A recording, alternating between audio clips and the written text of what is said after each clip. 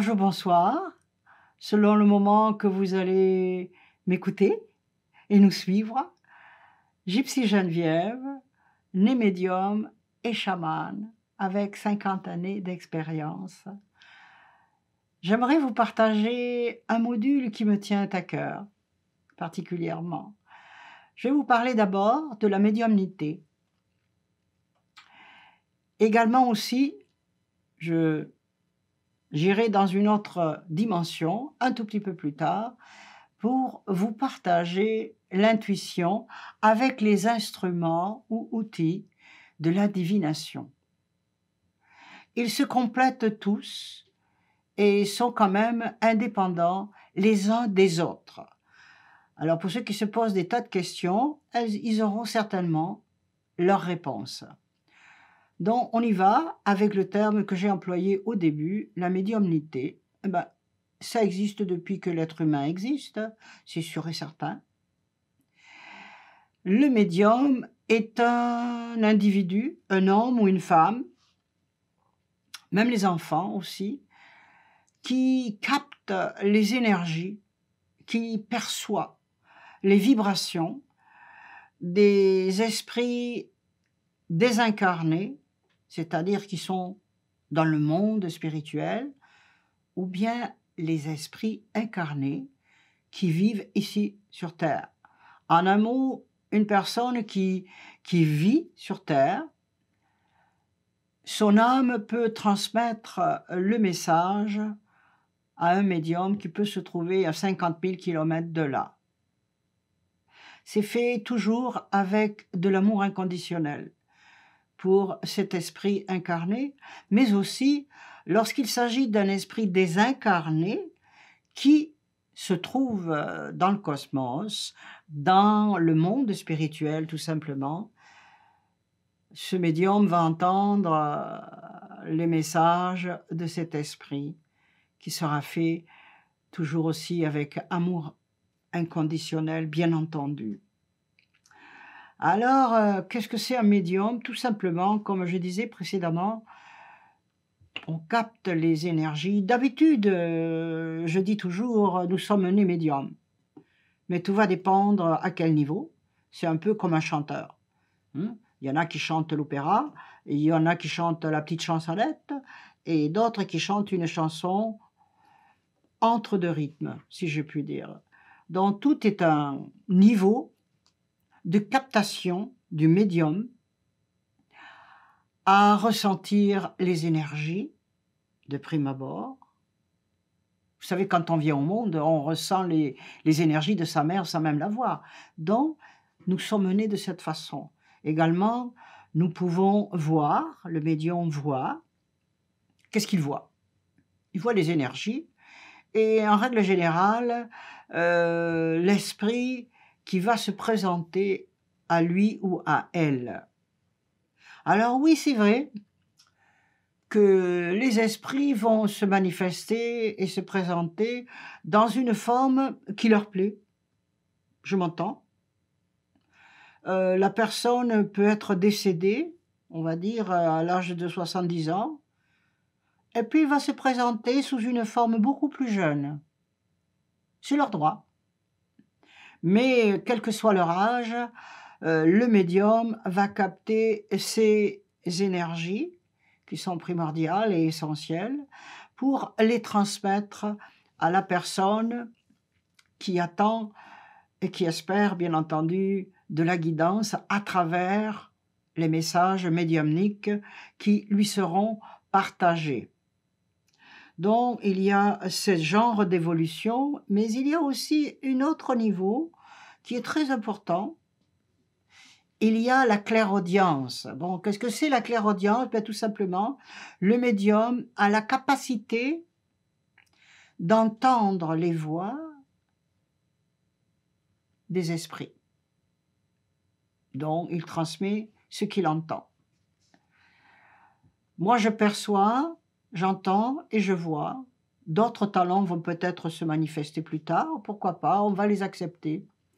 Donc, c'est tout à fait personnel lorsqu'il y a une connexion entre le monde des esprits ou d'une âme qui est incarnée et l'individu qui va se trouver en face du médium.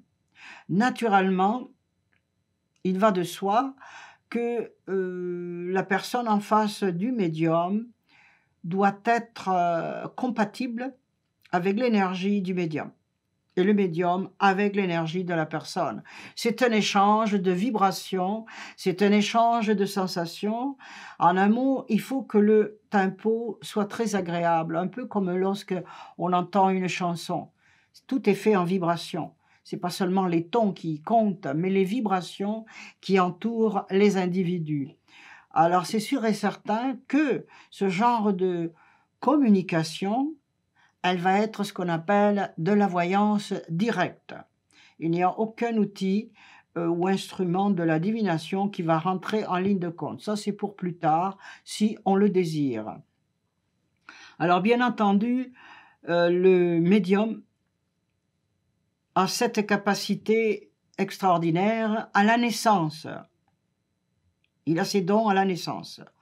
Plus tard, il va ou les développer, je l'espère, ou bien il va le remettre, il va le fermer dans une boîte pour plus tard ou pour une autre vie. C'est son choix, ce qu'on appelle le free will. Hein.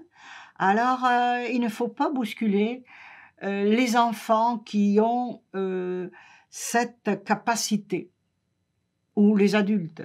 Il faut aller avec le flot du courant et l'accepter tel qu'il soit. En règle générale, il y a un médium ou deux médiums qui sommeillent dans une famille. Alors, il faut laisser le temps que les énergies et les capacités se développent, bien entendu. Ça, c'est comme tout. C'est en faisant de la bicyclette qu'on apprend à ne pas tomber et puis à rouler droit. Et ça va prendre le temps que ça prendra. Mais tout dépend, bien entendu, de l'âme du médium et des capacités qu'il a, qui vont se développer un jour à la fois, tranquillement, pas vite. On ne peut pas pousser aucune machine, sinon on va tomber. C'est aussi simple. Donc, il faut prendre le temps et accepter de prendre ce temps qui paraît parfois insensé. Pourquoi attendre autant de temps? Il faut pratiquer. C'est aussi simple. Et ça, c'est pour tout le monde et pour moi également. Alors, on y va doucement et les choses arrivent à qui sait attendre. Si le médium n'est pas aussi chevronné avec plusieurs années, on va dire, d'expérience, il voudra mettre les bouchées doubles, c'est tout à fait normal. Il est en possession de plusieurs talents, il veut les pratiquer et c'est très agréable autant pour lui que pour la personne qui est en face de lui. D'accord? Maintenant, il y a un autre volet que j'aimerais entamer avec vous. C'est le médium qui a des prémonitions durant les rêves.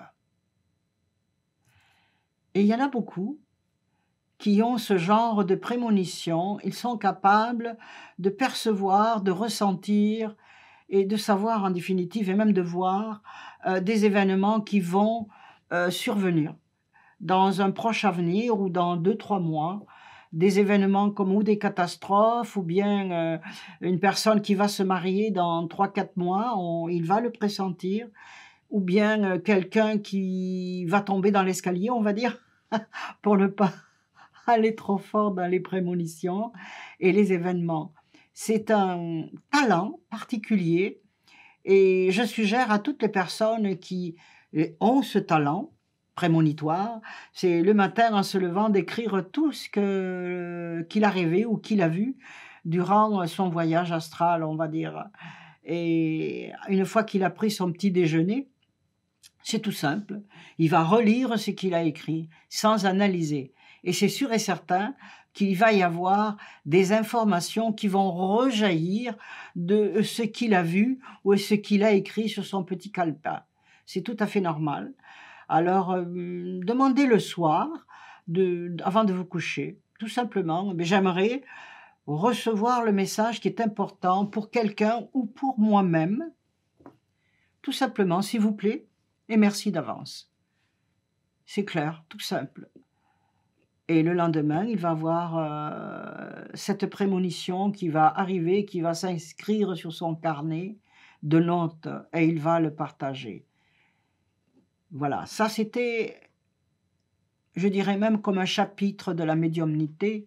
Il y a d'autres chapitres, j'aimerais vous en parler d'un que j'aime beaucoup. Oui, c'est cela. C'est la bilocation. Ah, qu'est-ce que c'est la bilocation? Eh, c'est tout simple. La personne peut se trouver, mettons, dans une ville, avec sa famille, etc., entourée dans son travail, et une autre personne va pouvoir voir cette même personne dans un autre endroit. Comment cela se produit? Eh bien, c'est tout simple. Il s'agit du catalyseur qu'est l'amour inconditionnel. Cet amour qui galvanise, qui soulève toutes les montagnes et qui enlève toutes les barrières.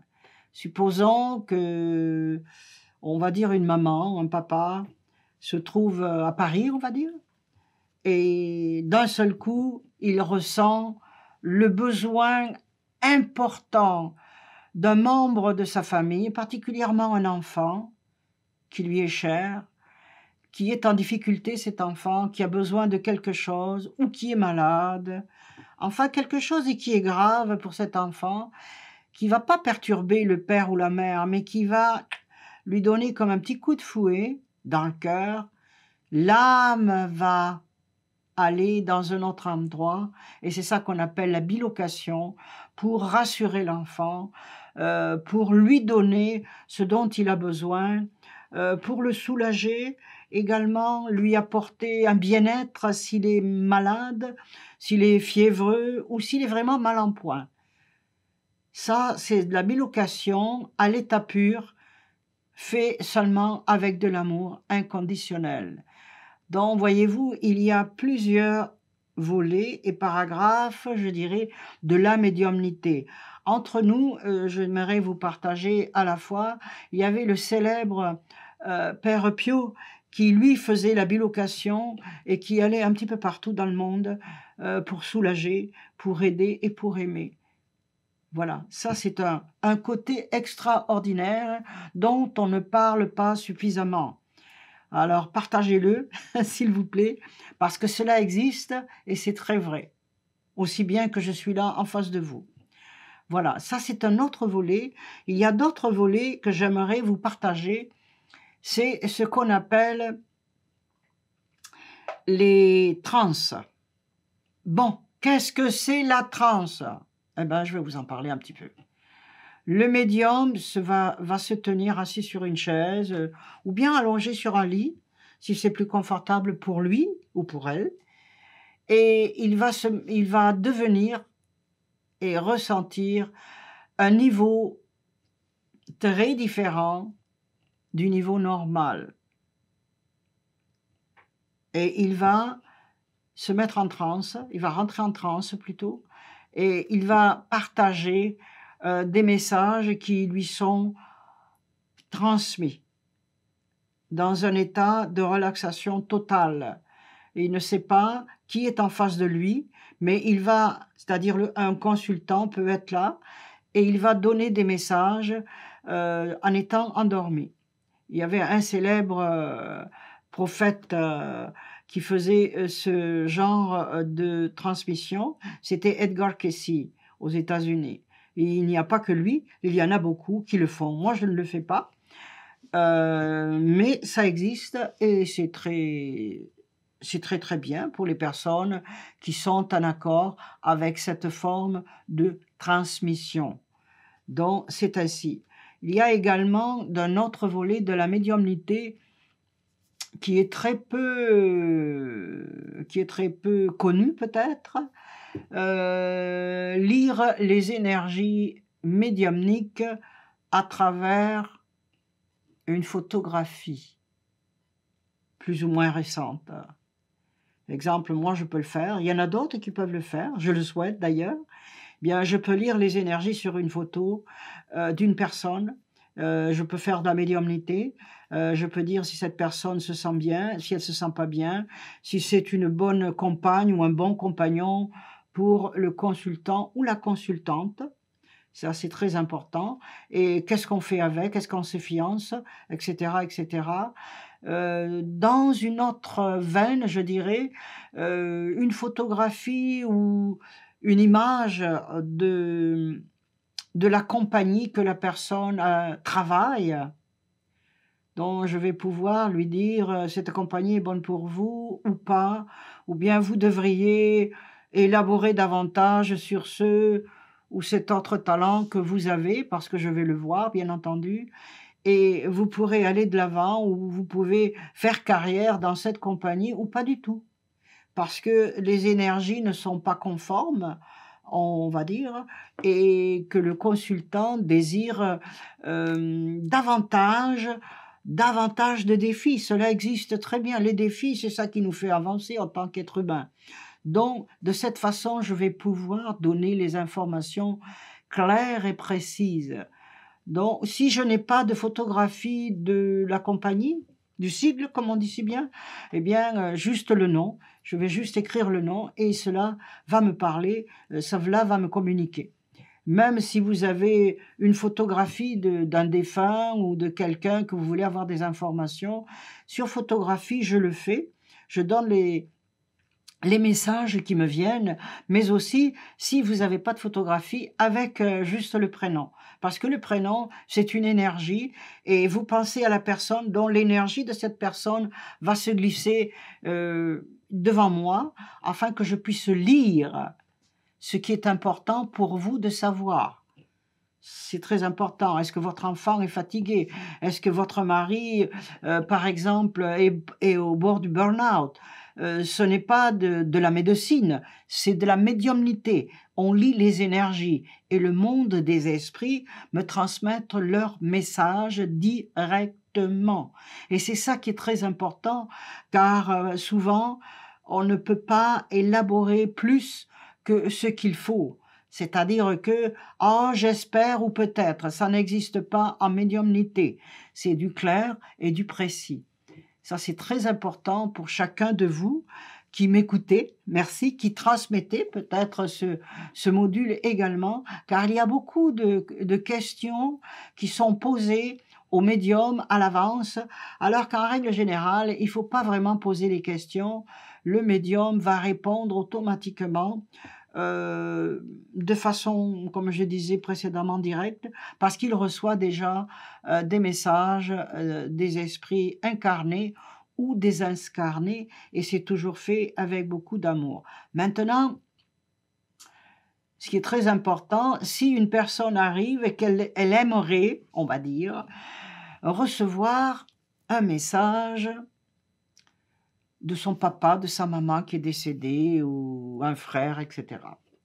Ça ne veut pas dire que le message de la personne qu'elle aimerait recevoir, eh bien c'est cet esprit qui va se transmettre. Non, ça ne se passe pas comme ça. Les esprits ne sont pas sous nos ordres, absolument pas. Ils sont libres comme l'air et ils transmettent avec amour pour tout le monde. Donc, si le papa ou la maman n'est pas là, eh bien, qui est décédé, pour transmettre, eh bien, ils vont envoyer quelqu'un d'autre, un autre guide spirituel. Ça peut être un voisin qui vous connaissez et qui vous aimez beaucoup, ou bien ça peut être tout simplement un être de lumière qui va se communiquer à travers moi, ou bien ça va être tout simplement mes propres guides spirituels qui vont répondre à la question ou les questions qui sont importantes pour l'individu qui se trouve là, dans une croisée de chemin. La croisée de chemin, c'est quelque chose à ne pas faire, à ne pas dire, à ne pas être, parce que ça veut dire les incertitudes. Dans la médiumnité, il n'y a pas d'incertitude. Ça va être direct. Maintenant, vous allez, si je puis dire, faire ce que vous voulez avec les informations qui vous seront données. Ça, c'est sûr. Alors, c'est ça que je voulais vous partager au niveau de ces plusieurs paragraphes. Il y en a sans nul doute d'autres, mais je vous ai parlé des plus importants, enfin, pour moi, à mes yeux. Alors, on se reverra sans doute et je vais aller dans un autre niveau qui est la divination. Et voilà, le mot est lancé. La divination, comme le terme l'existe, ben, elle existe depuis toujours. Voilà. Je vais vous parler d'abord des instruments qu'on peut se servir. J'en ai là avec moi. Je vais vous parler des tarots. Voilà. Les tarots, eh bien, sont très anciens. En Europe, ils sont apparus entre 1400 et entre 1500. Alors, les tarots, c'est de la divination. Le tarologue va, selon les cartes qui sont tirées, va pouvoir vous donner des informations multipliées par l'intuition que le tarologue a. Un bon tarologue a l'intuition. Il ne va pas seulement lire les cartes. Chaque carte a son domaine, son niveau, si je puis dire. Mais sans intuition, il n'y a pas grand-chose qui pourrait survenir. Donc, le tarologue a l'intuition, absolument. Sinon, il ne pourrait pas continuer à vous donner des informations. Ça, c'est très important. J'aimerais passer à un autre paragraphe, si vous voulez bien. J'aimerais vous parler des runes. Voilà, j'en ai quelques-unes dans mes mains. Voilà. Qu'est-ce que c'est? Ah, c'est fantastique. Eh bien, je pourrais vous dire que les runes sont quasiment les sœurs jumelles des tarots. D'accord? Donc, les sœurs jumelles avaient la seule différence que ce n'est pas des images ni des chiffres. C'est simplement, comme je disais et que je vous présente encore, ce sont des signes. Ce n'est pas des signes kabbalistiques, ok? C'est juste des signes. C'est un alphabet nordique exactement. La personne qui fait la lecture des runes, on l'appelle le maître ou maîtresse des runes. Et c'est le dieu Odin qui les a inventés, qui les a rêvés, qui les a inventés. Voilà. Alors, les Nordiques, on va parler des Vikings, on va parler des Celtes, on va parler de ces gens-là extraordinaires. Eh bien, les Vikings particulièrement gravaient sur leurs armes des runes. Les symboles des runes pour la victoire, pour la protection, etc., etc. Et c'est comme ça, ou pour, comment puis-je dire, l'abondance, voyez-vous, ça là, c'est pour l'abondance, c'est extraordinaire. Donc, c'est un mélange de vibrations exactement, parce que tout est vibration, tout est lumière et tout se mélange. Mais le maître et la maîtresse des runes va faire la lecture selon le tirage des runes. Et ce n'est jamais quelque chose qui est dû au hasard. Le hasard n'existe pas. Nous parlons ici de synchronicité. C'est tout simple. Alors ça, c'est pour les runes qui c'est extraordinaire. Je vais vous parler également, eh bien voilà, de la boule de cristal. Je la tiens devant moi. La boule de cristal, lorsque je fais la lecture d'une boule de cristal, eh bien, la boule de cristal, elle s'imprègne à l'intérieur comme d'un nuage laiteux. Ça devient comme ça, et le nuage laiteux va disparaître et des images vont apparaître. Des images, des messages vont m'apparaître et je vais pouvoir le transmettre à la fois. Donc, voyez-vous, c'est un outil, là aussi, c'est un outil, c'est un instrument, on va dire, de bon niveau. J'aime ça. Et si on n'a pas une boule de cristal, ah ben c'est tout simple. Ma grand-mère, elle prenait un grand verre, un grand récipient ou un grand bol de verre transparent, puis elle y mettait de l'eau. Ça lui faisait sa boule de cristal lorsqu'elle oubliait sa boule de cristal.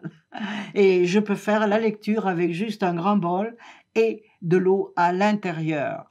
Voilà, tout simplement, de l'eau fraîche, et il y a les images vont apparaître comme la boule de cristal.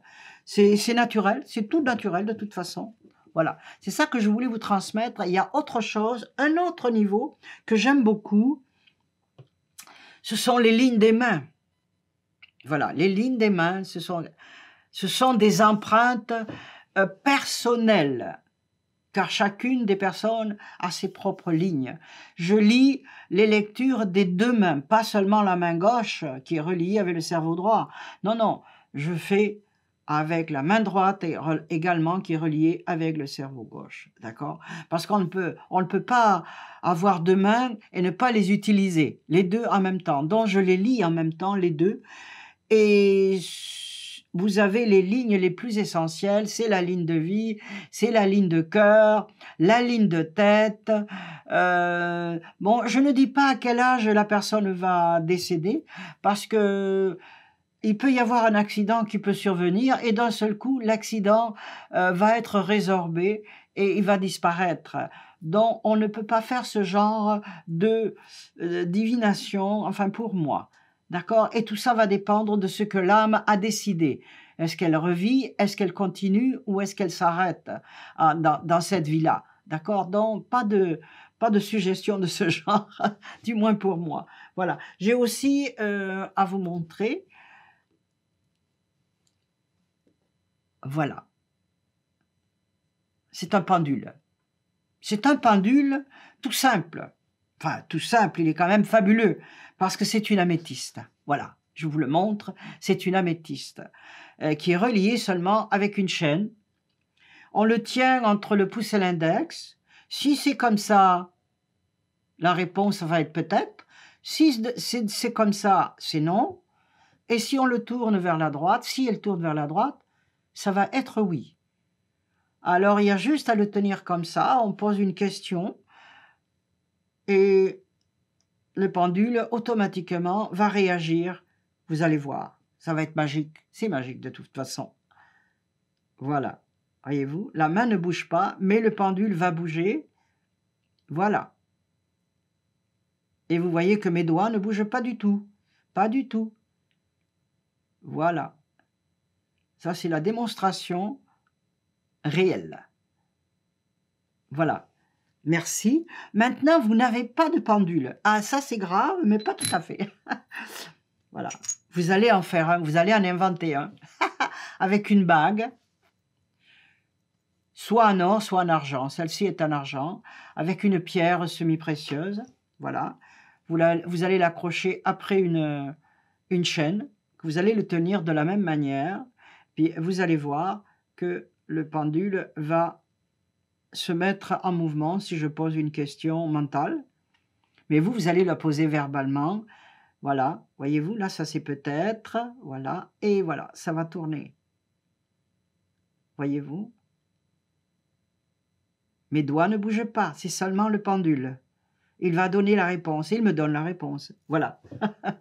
Alors, il ne faut pas se sentir, comment puis-je dire, se sentir démuni si on n'a pas de pendule ou qu'on n'a pas de boule de cristal. Ce n'est pas possible. Il y a toujours, la nature est là pour nous donner ce dont nous avons besoin pour le moment. Vous savez, on peut très bien être à la campagne, on n'a pas de boule de cristal, on n'a pas de pendule avec soi, et bien voilà, on va enlever une bague avec une chaîne et puis on va faire un pendule.